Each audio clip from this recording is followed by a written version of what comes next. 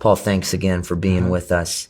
I want to ask you about biblical masculinity. The idea of biblical masculinity is disappearing in today's culture, and yet we see that it is so important as we look at the scripture. Yes. Talk to me about biblical masculinity and why it's so important. Well, first of all, there is a difference between a man and a woman. I know that in today that's shocking, but Paul told the Corinthians, act like men. There had to be a basis for that. But here's what we need to understand. Let's say that my father's generation, and for the most part my generation, the idea of being a man was John Wayne. Mm-hmm. Okay?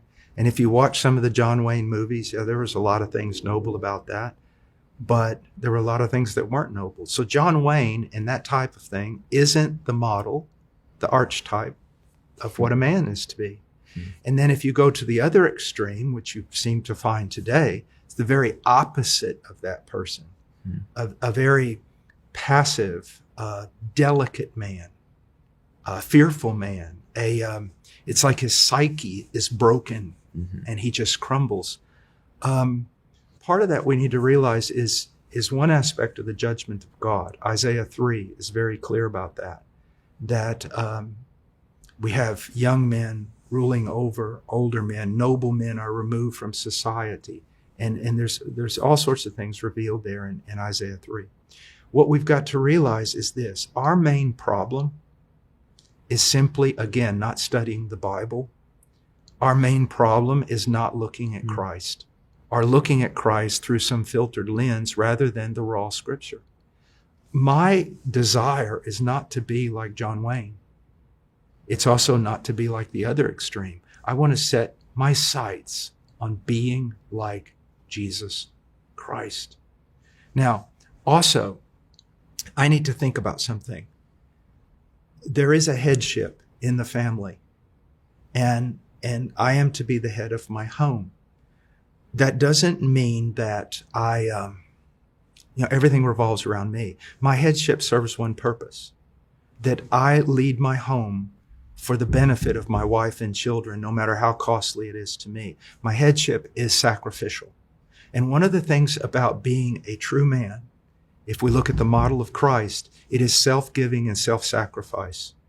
It's always, look at what Christ did. He gave himself and gave himself and gave himself until there was nothing left to give. That is my responsibility to my wife and my children. Also, if you want to talk about Christ is our protector, he stood in front of us. He stood in front of his bride.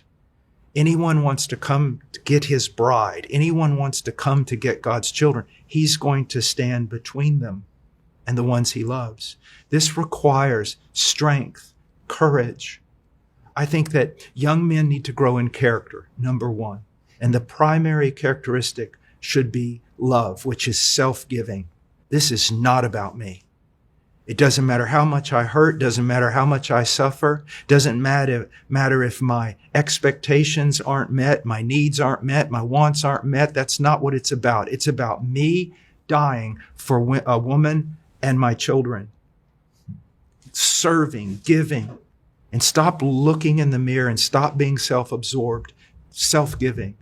But then there's some practical things also. It's my job to feed my family. And it doesn't matter, like in the rougher times when Heartcry was first starting out, working construction, doing all these different things, hours a day, coming home at night, whatever I had to do to put food on the table. That's my job. If someone's going to stand in the door and going to hurt my family, it's my job to stand in the door. Mm-hmm. It's my job to take the brunt of everything this world has to throw at my wife and my family. And so, I was we raised Charolais cattle and quarter horses. So, it was rodeo from the word go. And my dad would just, you're going to be tough. Yeah. If you don't die, you're going to be tough. My sons were raised by a preacher. Yeah. And they were homeschooled, so they weren't knocking about in football or rugby or this or that. And so I had to create scenarios, physical scenarios for them. I made them work from the time they were little.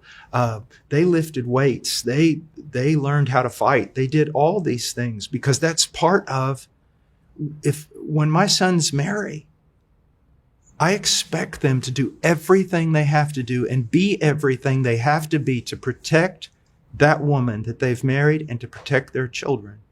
And so there's all kinds of things that go into that.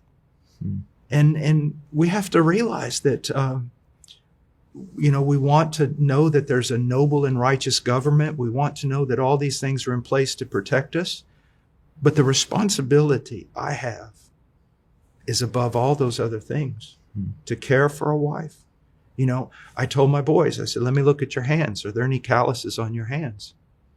All right, I'm going to work you. And that's what we did. Yeah. We did. So I created scenarios to make them tough. I didn't have much time for the outdoors because of my hectic schedule, but I made time. So they'd be sitting out in the snow for 10 hours, hunting or whatever, just to make them tough.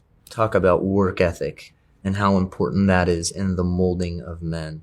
Yeah, we lived up basically kind of up a hill with a logging road, and we had no central heat or air conditioning in our cabin for most of the years of the boys, and they were cutting wood constantly. Yeah. I know a man who lives in a suburb, and so what he would do when his sons would disobey, he went out to Lowe's and he bought a pallet of cinder blocks. There were probably 100 cinder blocks, and then he put an empty pallet way on the other side of the backyard. And he would have the boys, okay, you dishonored your mother.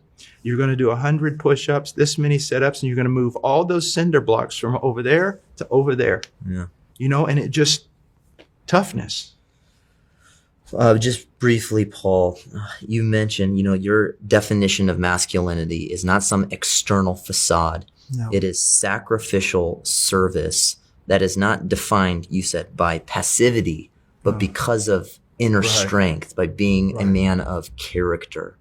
Is there anything else, if you're talking to a young man, and I was 15, 25, 35, and you say, if you want to be a man, you need to do this, what would you say? I know this sounds just so simple, but you need to know who Jesus really was as he walked on this earth, and you need to imitate him. And you do that by, if someone, if you take some silly course on manhood, there's no telling what's going to end up. But if you will just get in the word and say, who is this Christ? And then know this, love. Look, I know a guy who went into the jungle with me one time. He was slight. He was afraid of absolutely everything. I mean, he was so afraid. He was afraid of his shadow, the leaves, the spiders, the snakes. He was afraid of everything.